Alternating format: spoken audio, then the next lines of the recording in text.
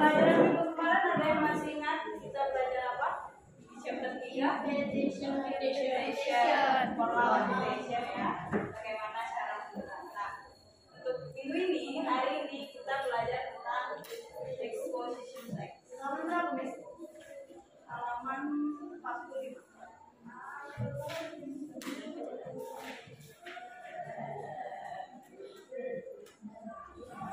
Ada yang tahu apa itu exposition text? Boleh buka Google kalian cari tahu.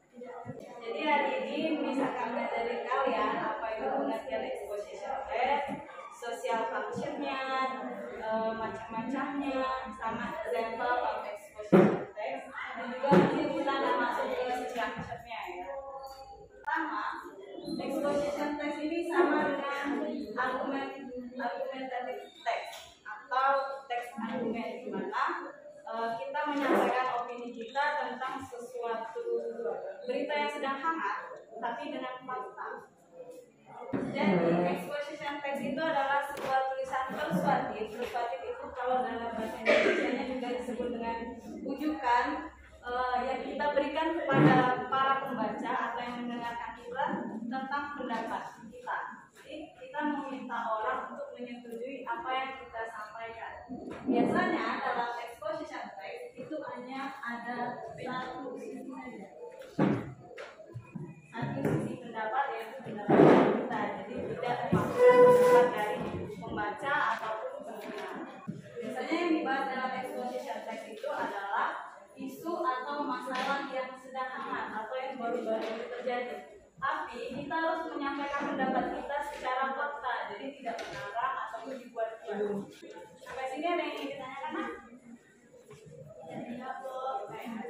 Jadi di dalam exposition text itu ada dua jenis. Exposition text have two types.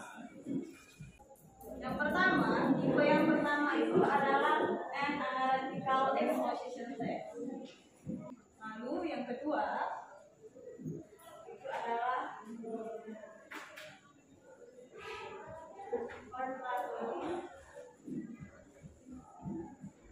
ada yang tahu apa beda analytical exposition text sama oratory exposition text?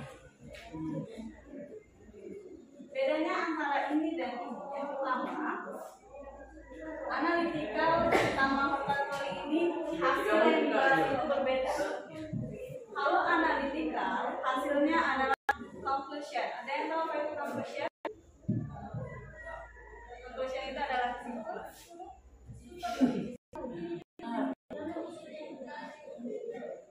Jadi hasil dari analitikal ini kesimpulan.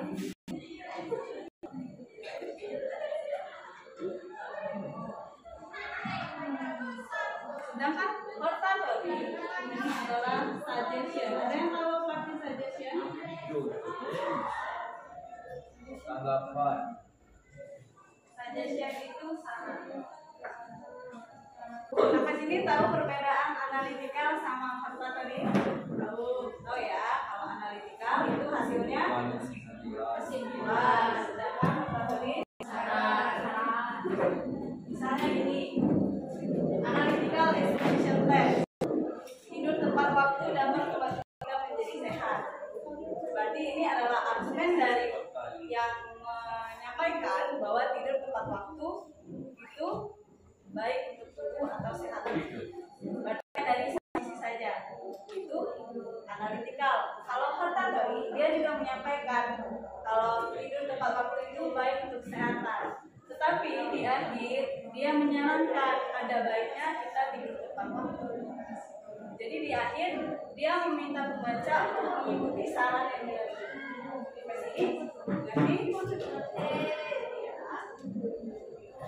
But today we just talk about analytical exposition. Jadi hari ini kita lebih berfokus pada analytical exposition text atau analysis exposition. What is social function about exposition text? Ada yang tahu? Kalian buka buku halaman 47. Jadi social function exposition text atau kenapa kita harus membuat exposition text? Itu adalah untuk membujuk atau mengajak audiens ataupun para pembaca, para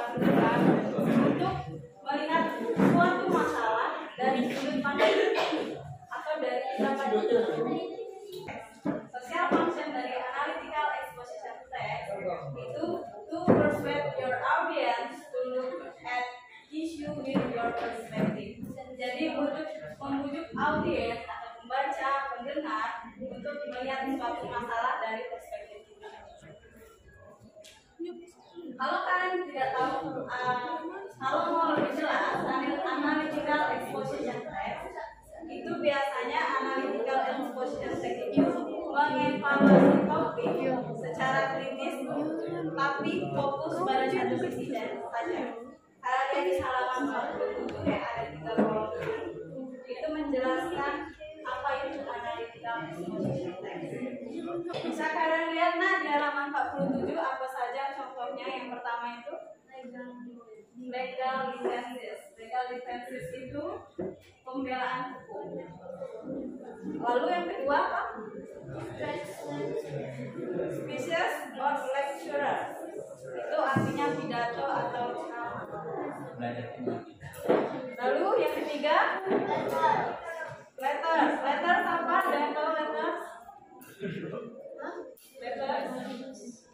Letters itu surat-surat. Lalu yang selanjutnya editorial sama newspaper artikel itu sama. Artinya adalah artikel surat kabar atau koran yang biasa kita pakai dalam sehari-hari. Lalu selanjutnya political leaflets itu selebaran politik atau pamflet, itu juga exposition text. Lalu yang terakhir esai. Esai itu karya hidup. Selanjutnya kita pindah ke halaman 48. Jadi apa saja yang dibutuhkan dalam membuat exposition text? Jadi yang pertama yang dibutuhkan untuk membuat exposition text ini adalah really state the point of view. Jadi menyatakan sudut pandang dengan jelas atau argumen kita dengan jelas, tidak dibuat-buat dan sesuai dengan fakta. Lalu yang kedua adalah use valid research finding to support your point. Jadi kita harus menggunakan penelitian yang valid untuk mendukung sudut pandang kita. Valid di sini maksudnya adalah research atau penelitian itu sudah dilakukan dan benar. Terus juga itu juga bisa menurut pendapat para ahli. Jadi misalnya menurut bla bla bla, kalau ini adalah itu adalah use valid research finding. Jadi maksudnya mempertahankan sudut pandang di sini adalah kita harus mempertahankan argumen kita atau pendapat kita. Jadi nggak boleh pertama kita bilang ini, tapi pas di akhir argumen kita berubah. Berarti itu salah. Jadi kita harus mempertahankan pendapat kita. Yang terakhir kita harus mendukung argumen kita atau pendapat kita menggunakan data yang faktual, bisa melalui gambar atau grafik. Sampai sini ada yang ingin ditanyakan dan exposition text itu yang dibutuhkan dalam text exposition. Ada yang ingin ditanyakan? Kamu ya. Boleh dicatat dulu before we move to structure of exposition text. Jadi struktur dari exposition text atau structure of exposition text yang pertama itu adalah title.